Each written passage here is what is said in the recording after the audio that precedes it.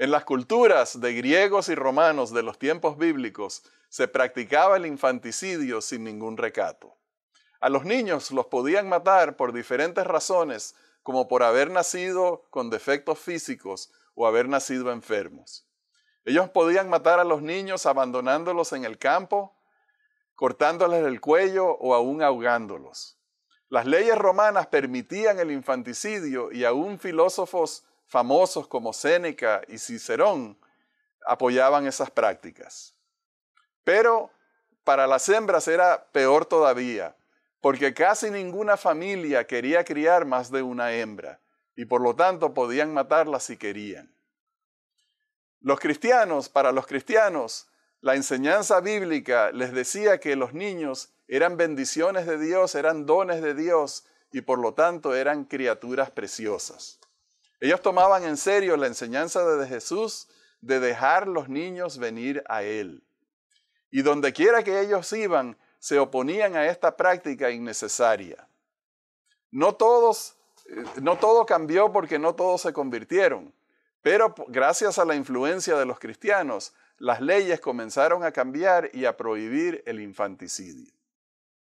Y así como esta enseñanza de Jesús y sus seguidores comenzaron a cambiar las leyes del mundo y a cambiar al mundo, cuando nosotros vivimos la mayordomía en nuestra vida, eso nos permite influir sobre todas las personas en nuestro entorno y traerles a ellos la bendición de Dios. Este es el tema que vamos a estudiar hoy y no se retiren, que ya regresamos.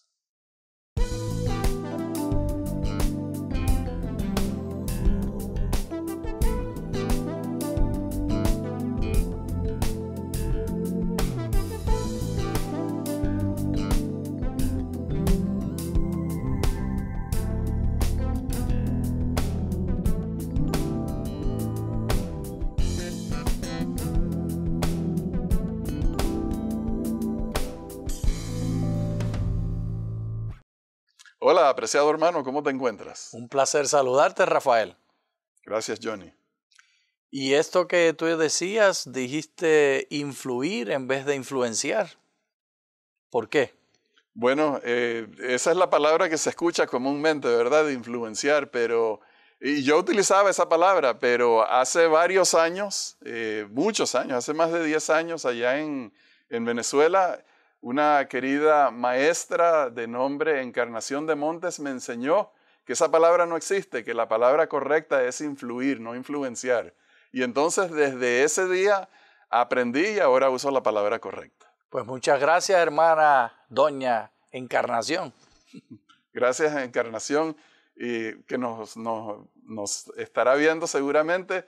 Bendiciones, hermana. Rafael, esto que vamos a hablar es demasiado espeluznante. La idea de que los niños pudieran ser muertos, particularmente si son mujeres, eso es vergonzoso y espeluznante. Sí, horrible. Pero gracias al Evangelio, todo el mundo cambió en ese respecto. Pero no hemos adelantado todavía tanto como deberíamos, ¿verdad? Sí. Oremos entonces. Oremos. Amante Dios, danos sabiduría para poder entender cómo influir a los que están alrededor nuestro para presentar las perspectivas del Evangelio. Que no seamos criticones y personas de mal gusto atacando a los demás, sino que como los cristianos de antaño podamos dar ejemplos rescatando a los niños. En el nombre de Jesús oramos. Amén. Amén. Amén. Muy bien, Johnny. El tema que vamos a estudiar hoy es acerca de la influencia de la mayordomía sobre nuestras vidas. ¿Cómo debe ser el efecto en nuestras vidas de la mayordomía y sobre todo esa influencia que va a tener en torno a la gente que está en nuestro círculo de influencia? Y hablando de eso, Rafael, sería bueno explicar un poco más. Los cristianos del primer siglo, cuando eran minoría, y cuando lo que Rafael describió tan acertadamente y espeluznantemente se hacía en la cultura en general, los cristianos, Rafael, se levantaban tempranito en la mañana e iban recogiendo los niños que habían despreciado y desechado para que murieran. Sí, eso es cierto. Fue por la influencia cristiana que se crearon los orfanatos, la adopción. O sea que es muy interesante ver la historia de la influencia del cristianismo sobre el mundo pagano, en realidad sobre la historia del mundo, y tantas de las cosas que hoy en día nosotros vivimos inconscientemente, como libertad de expresión, libertad de conciencia. Esos son conceptos, Johnny, que vienen de la Escritura, que Dios nos ha dado a nosotros. Y los cambios vinieron por la manera de influir de forma positiva. Hoy en día muchos cristianos se imaginan que hacen algo bueno cuando traen pancartas frente a las clínicas de aborto y presentan fotos de fetos destruidos, y el mensaje que pues están dando puede ser muy cierto, pero eso no va a influir a nadie. Lo que influye es ver movimientos positivos como la promoción de la adopción, como la promoción de consejería prematrimonial, como las diferentes formas de intervención. Y eso es lo que hacían los cristianos de aquel entonces. Recogían los niños y los criaban. Sí. Ellos pudieron también criticar, pelear y hacer pancartas, pero esa no es la manera positiva de traer cambio. Sí. Bueno, vamos a comenzar con el estudio de hoy. Vamos a ir al libro de Tito. Johnny, la carta de Tito es una carta muy interesante porque es la carta, pudiéramos decir, de un presidente de conferencia o de asociación hacia un pastor en su distrito local. Es fascinante. Sí.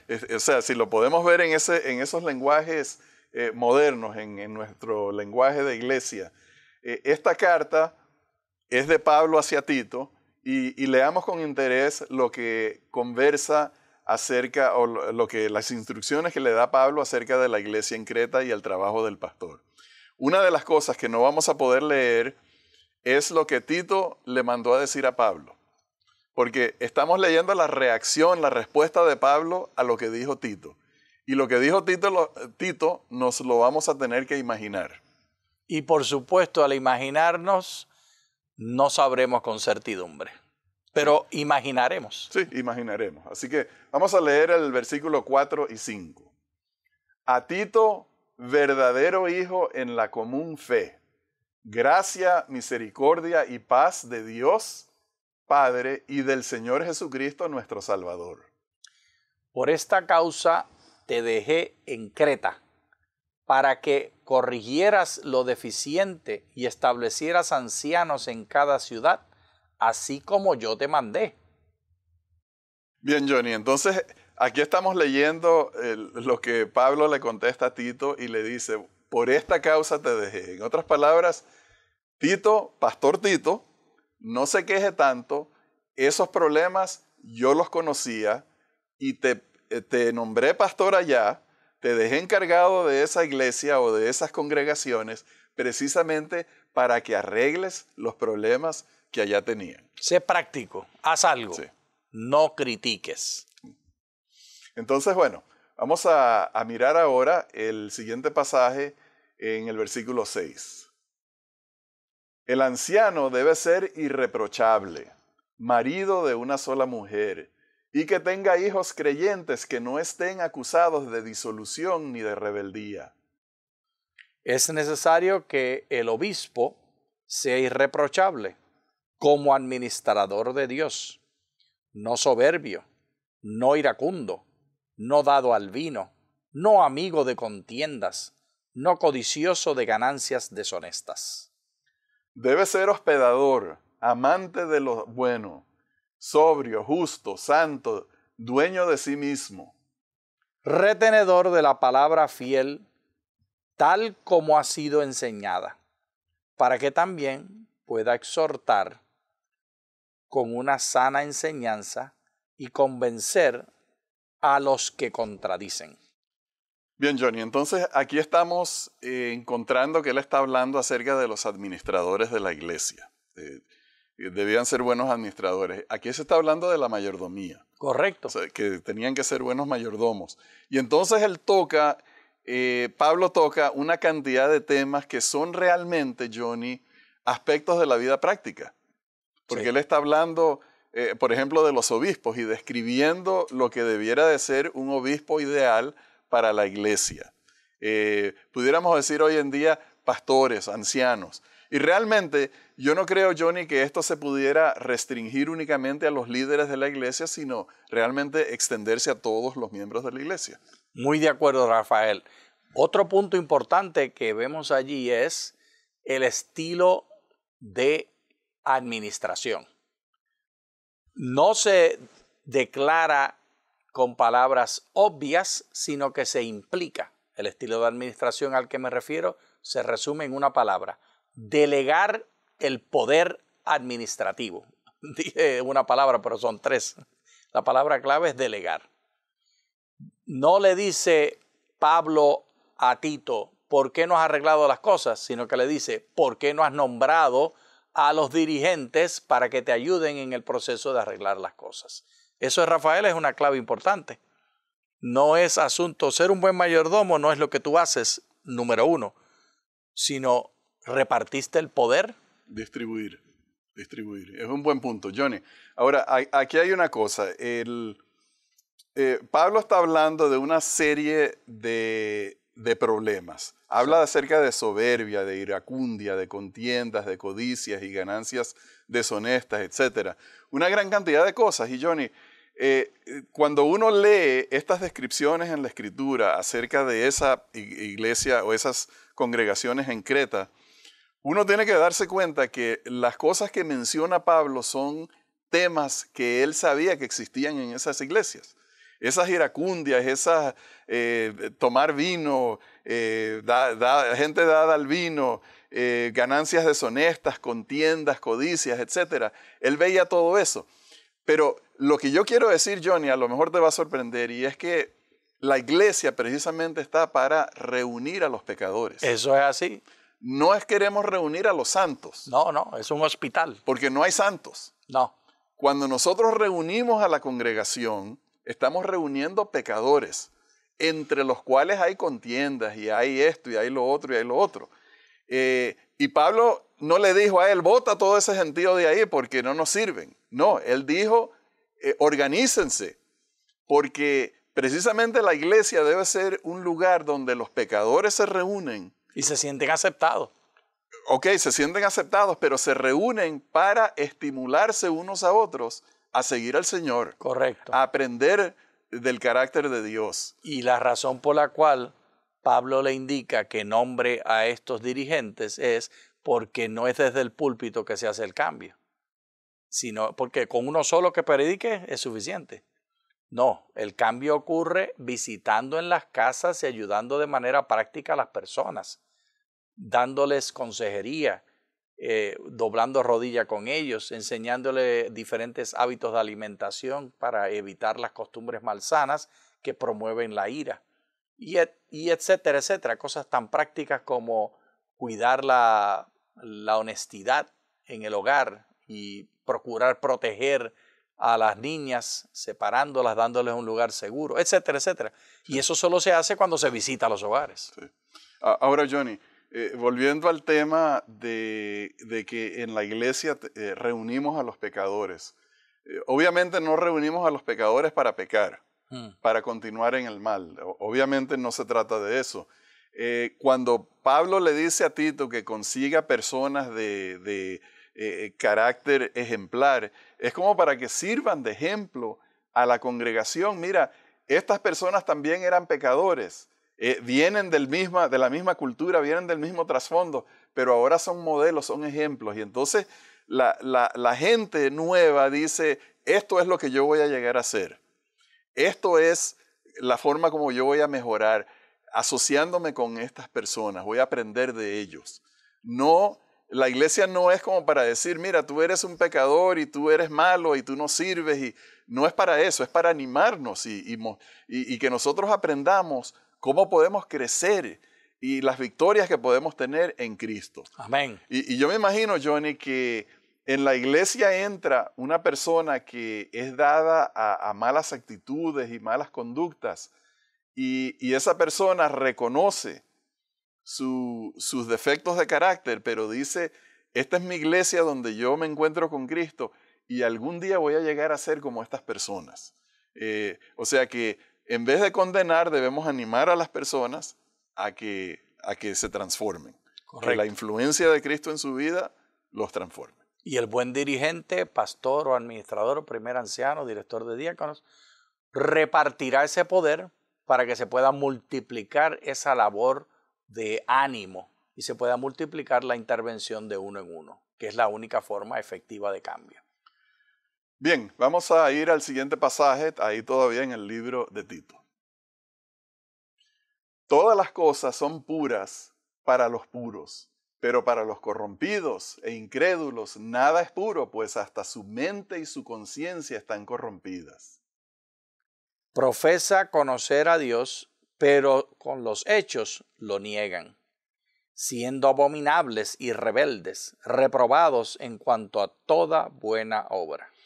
Entonces, Johnny, la importancia de este pasaje es que es la diferencia entre las palabras y la conducta, entre la enseñanza y el ejemplo, entre los ideales y las realidades.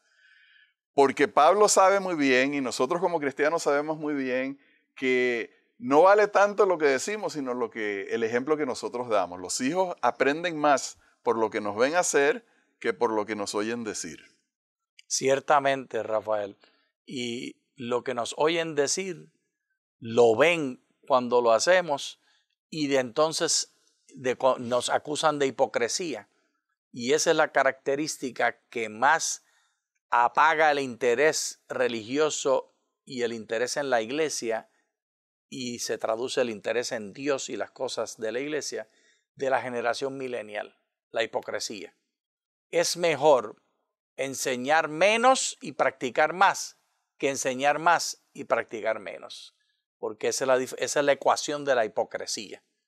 Que Dios tenga misericordia de mí y me ayude a no ser hipócrita. Rafael, eso me da temor, un gran temor, porque la hipocresía no solo lo desprecian los mileniales, el Dios Altísimo la desprecia. Sí, pero Johnny, mejor es que te enteres de una vez que nosotros los seres humanos somos hipócritas. Cierto. En muchos casos tenemos hipocresía, pero lo importante es que Cristo nos mejora. Y reconocerlo. Que nos va a cambiar. Cuando nosotros empezamos a reconocer nuestros defectos de carácter, es que empezamos a pedirle a Dios, cámbiame, transfórmame, y empezamos a trabajar precisamente en controlarnos, porque el pasaje que acabamos de leer me recuerda donde dice que hablarán palabras de piedad, pero negarán la eficacia de ella. No me acuerdo exactamente cómo dice, pero es el tema, Johnny, de que es el ejemplo, lo que nosotros hacemos, lo que más vale, y por lo tanto tenemos que tener cuidado con eso. 100% de acuerdo, sí. Rafael. Bien, vamos a ir al siguiente pasaje en el capítulo 2. Dice el versículo, pero tú habla lo que está de acuerdo con la sana doctrina. Y sana doctrina es aquella que está sembrada en el Evangelio.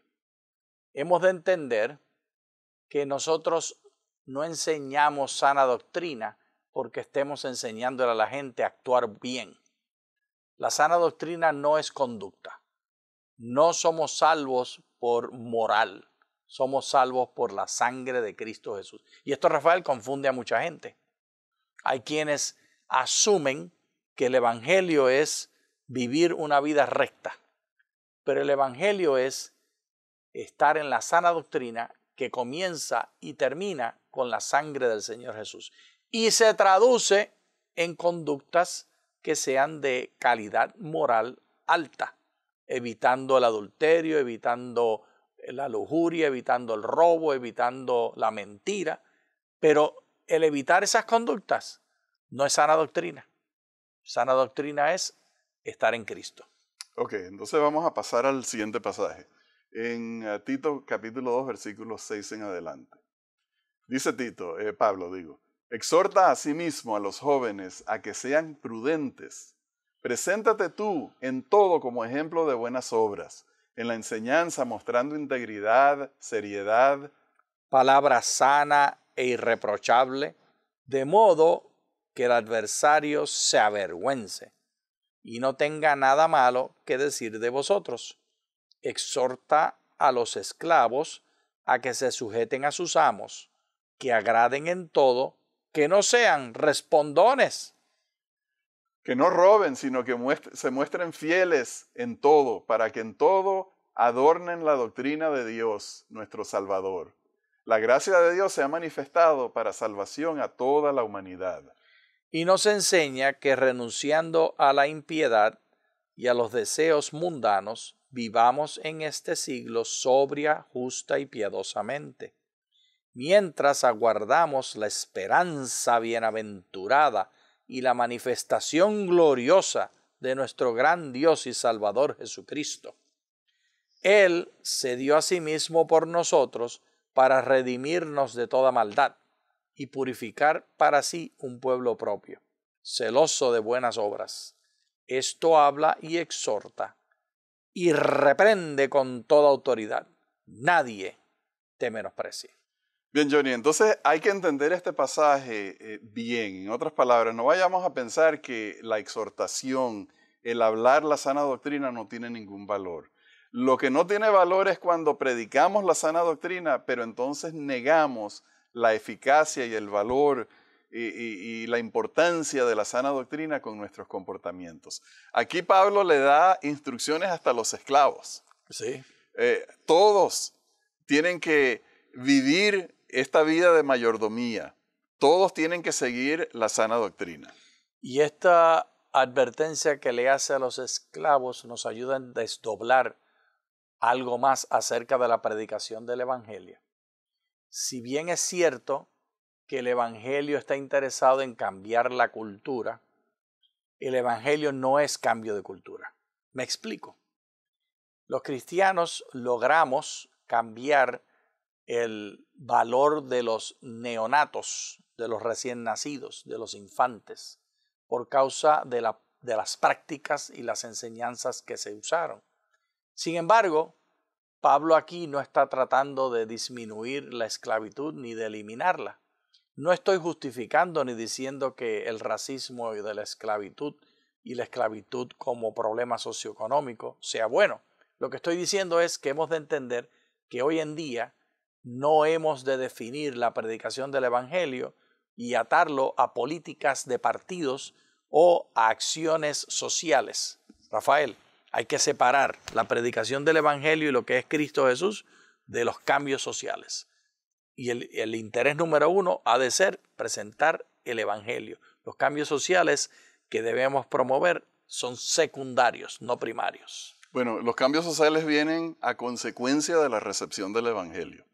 El enfocarnos únicamente en cambios sociales nos hace perder de vista que el mensaje del Evangelio es salvación. Hay realidades espirituales invisibles, no es únicamente este mundo. Johnny, ahí habla acerca de hasta de reprender. A veces el pastor tiene la tarea de exhortar, pero a veces de reprender. Y esto es algo que no se nos ha dado a todos nosotros y que debemos de ser muy cuidadosos, porque en primer lugar nosotros debemos estimular a la gente al amor y a las buenas obras y no pensar que nuestro trabajo es reprender, aunque ahí se menciona que a veces hace falta.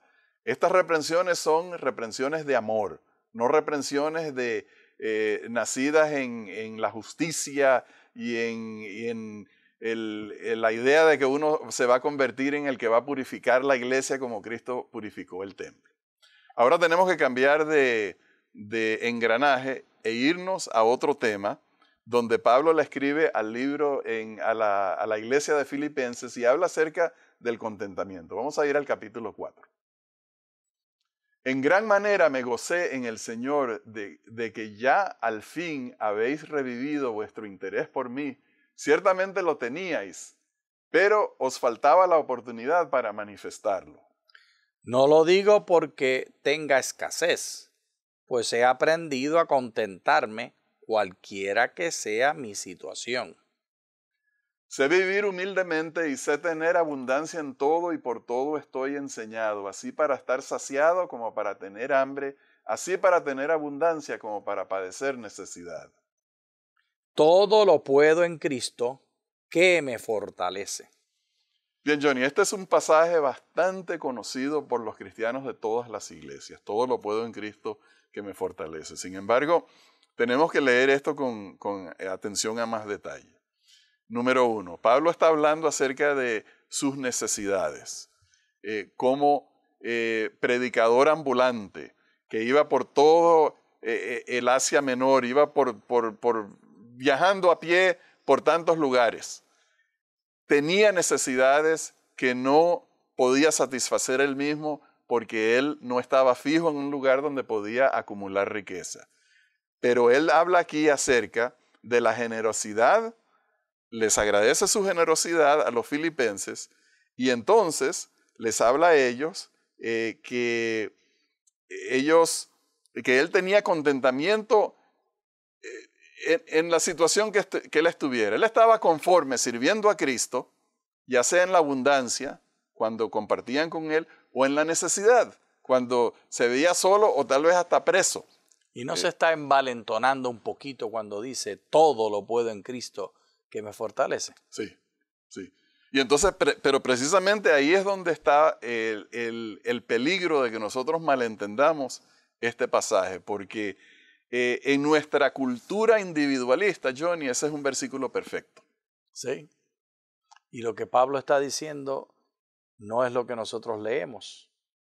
Él está hablando del todo, hablando de todos. Como él en comunidad está en Cristo que lo fortalece. Pues recordemos, tenemos que volver a enfatizar que la manera de administrar la iglesia no es ejerciendo poder sobre ella, sino repartiendo el poder y nombrando dirigentes. Los pastores, el primer anciano, la primera anciana, no importa quién sea el director o el que tiene mayor poder en la iglesia local, no va a tener una buena iglesia y no va a ejercer buen liderazgo cuando se dedica a enforzar y a enseñar por sí misma o por sí mismo. Cuando dice todo lo puedo en Cristo que me fortalece, Pablo está diciendo, yo en comunidad estoy completo. Bueno, vamos a ver cómo pone el siguiente versículo, porque Filipenses 4:13 no concluye el pensamiento. No se acaba ahí. No, el pensamiento. Hay más cabulla. Sí, exactamente. Vamos a leer el siguiente pasaje. Todo lo puedo en Cristo que me fortalece, 13, 14. Sin embargo, bien hicisteis en participar conmigo en mi tribulación. Johnny, esa sin embargo es la clave de entender lo que quiere decir Pablo. Pablo dice, yo he pasado una cantidad de experiencias. He estado en las malas y he estado en las buenas. Todo lo puedo en Cristo que me fortalece. Pero, sin embargo, bien hicisteis en ayudarme. Qué bueno que ustedes me apoyaron. Qué bueno que ustedes se acordaron de mí, me enviaron para mis necesidades. Cristo creía en ese mismo pensamiento, Johnny. Cuando fue al jardín de Getsemaní a orar, él pidió que lo acompañaran a orar. Y cuando subió al monte de la transfiguración, se trajo a sus amigos más íntimos también. Y cuando estaba deprimido, se iba a la casa de Lázaro, Marta y María. Jesús siempre estuvo buscando. Y también iba a la casa de Pedro a que lo alimentara la suegra. Y la sanó cuando estaba enfermo para que la pudiera alimentar. Siempre hay necesidad. Si el creador del universo tenía necesidad, nosotros como humanos más. Y tú como dirigente de iglesia debes manifestar esta característica. No pretendas ser el superhéroe. Y se nos acaba el tiempo. Sí, sí. Bueno, perfecta conclusión. Que Jesús fundó la iglesia para que en comunidad nos fortalezcamos y nos estimulemos a seguir al Señor. Amén. Bien, queridos hermanos, llegamos ya al final de este estudio. Les agradecemos por acompañarnos. Para la semana que viene comenzamos otros estudios con preparación para el tiempo del fin.